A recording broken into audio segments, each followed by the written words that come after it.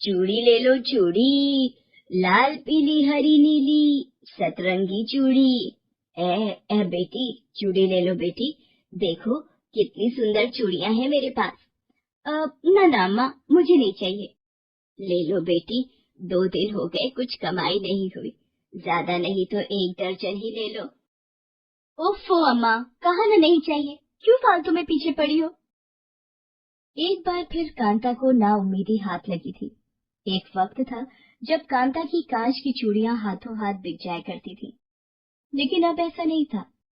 एक तो बढ़ती उम्र की मार, ऊपर से मार्केट में एक से बढ़कर एक डिजाइनर चूड़ियों के आ जाने से कांता का काम अब लगभग ठप ही पड़ गया था।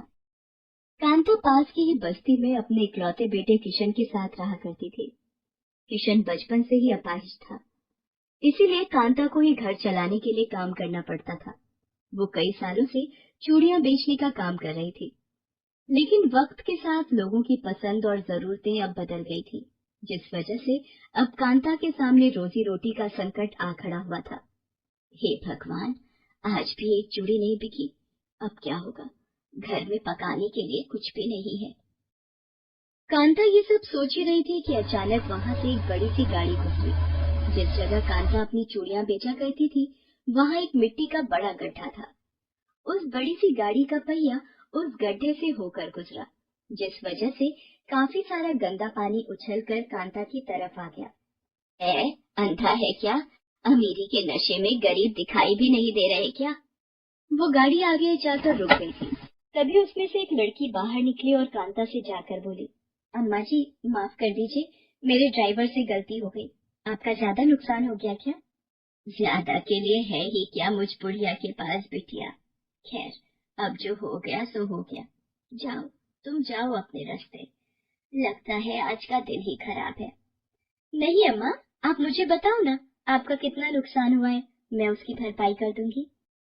जाने दो बिटिया, मेरी ये चूड़ियां वैसे भी अब कोई नहीं खरीदता, तो उन पर मिट्टी पड़े या ये टूट जाए क्या फर्क पड़ता है। उस लड़की का नाम मानसी था, जो शहर के एक बड़े बिजनेसमैन की इकलौती बेटी थी और हर रोज उसी रास्ते से अपनी बड़ी सी गाड़ी में बैठकर कॉलेज जाया करती थी। वो कांता को चूड़ियां बेचते हर रोज देखा करती थी, लेकिन कभी गाड़ी से उतरकर चूड़ियां खरीदने के बारे में उसने नहीं सोचा। उस दिन ड्राइवर की गलती से जो हुआ, उस वजह से वो पहली बार कांता से मिली। कांता की बातें सुनकर मानसी को उसके लिए बुरा लग रहा था। वो कांता की मदद करना चाहती थी, लेकिन वो जानती थी कि इसके लिए उसे कोई दूसरा रास्ता अपनाना होगा। अम्मा, वैसे सच में कितनी रंग बिरंगी और प्यारी हैं आपकी चूड़ियां। आप ऐसा करो, मुझे ये वाली और ये वाली भी, ये तीनों 1-1 दर्जन दे दो। क्या कहा बिटिया? सच में तुम मेरी चूड़ियां खरीदोगी क्या?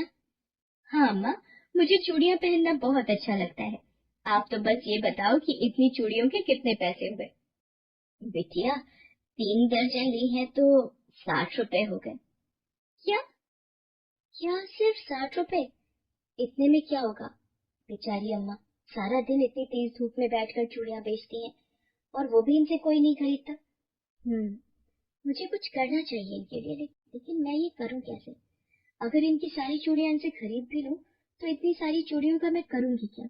और घर पर माँ से भी डांट खानी पड़ेगी। क्या हुआ बिटिया, महंगी लग रही है क्या? अच्छा, ऐसा करो तुम 50 ही दे दो, पर खरीद लो बस। नहीं अम्मा, ऐसी कोई बात नहीं है, ये लीजिए आपके 60 रुपए। अच्छा अम्मा, ये बताइए, आपके पास बस यही चूड़ियां हैं या और भी हैं? हाँ है ना, घर पर रखी है, सबको लाकर क्या करूंगी बिटिया, पहले यही बिक जाए। ये बात भी सही है। अच्छा अम्मा, अब मैं चलती हूँ।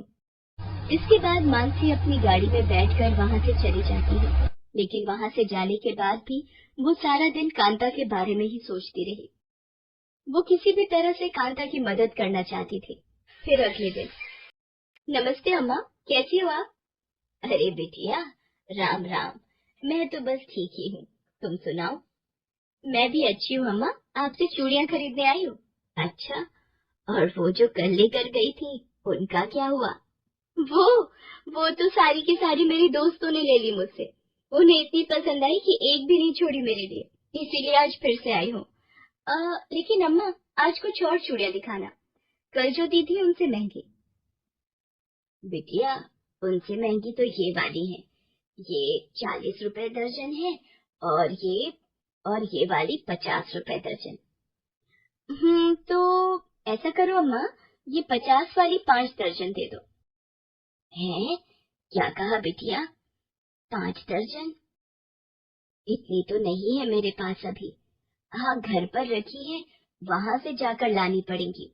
चूड़ियां तो मुझे चाहिए अम्मा, मेरी सहेलियों ने मंगवाई है मुझसे, उन सबके लिए लेकर जानी है। ऐसा करते हैं, आपके घर ही चलते हैं, मैं वहीं देखकर रंग भी पसंद कर लूंगी। और वैसे भी अब शाम हो गई है, आपको घर तो जाना ही होगा, तो मैं ही आपको ले चलती हूँ अपनी गाड़ी से। मानसी कांता को उसकी चूड़ियों की टोकरी के साथ अपनी गाड़ी में बिठा लेती है और फिर उसके घर जाती है।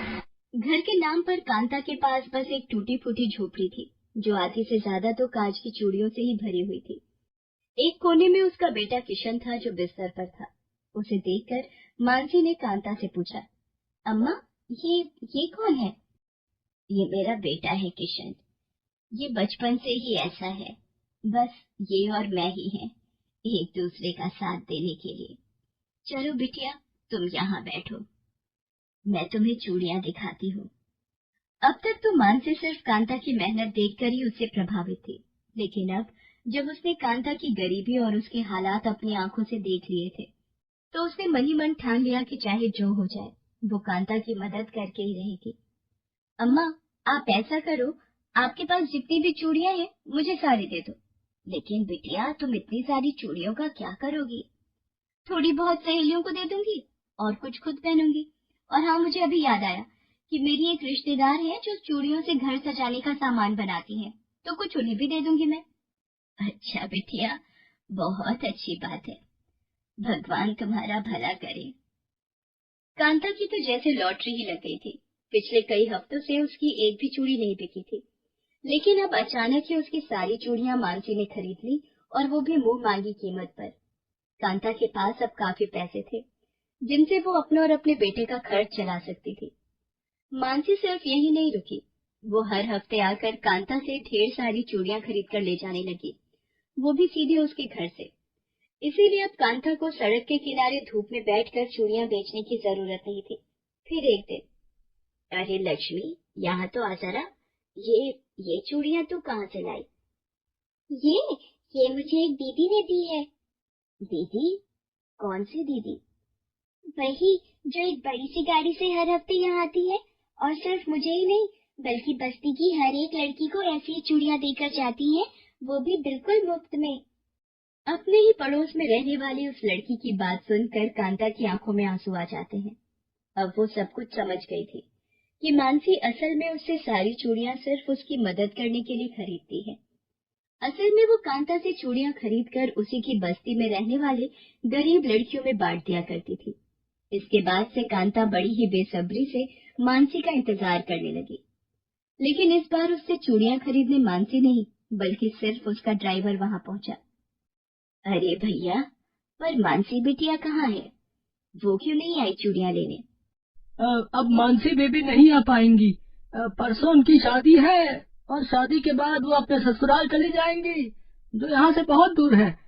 लेकिन आप चिंता मत कीजिए, मानसी बेबी ने मुझसे कहा है कि मैं हर हफ्ते आकर आपसे चूड़ियाँ खरीदता रहूं। मानसी के ड्राइवर की बात सुनकर कांता मुस्कुरा दी। उसने हर बार की तरह इस बार भी सारी चूड़ियां पैक करके दे दी और उनकी कीमत भी उस ड्राइवर से ले ली। लेकिन इसके साथ ही उसने उस ड्राइवर से मानसी के घर का पता भी ले लिया और फिर मानसी की शादी के दिन वहां जा पहुंची। उस वक्त मानसी अपनी शादी के लिए तैयार हो रही थी। बेबी जी, वो अम्मा आई है बाहर, जिनसे आप चूड़ियाँ खरीदते हो। वो आपसे मिलना चाहती हैं। हाँ, तो उन्हें अंदर लेकर आओ, और हाँ, उनके लिए चाय नाश्ता भी भिजवा देना। राम राम अम्मा। राम राम बिटिया। हाय, नजर न लगे मेरी बच्ची को, सचमुच परी लग रही हो। बस एक कमी है, लेकिन। कमी?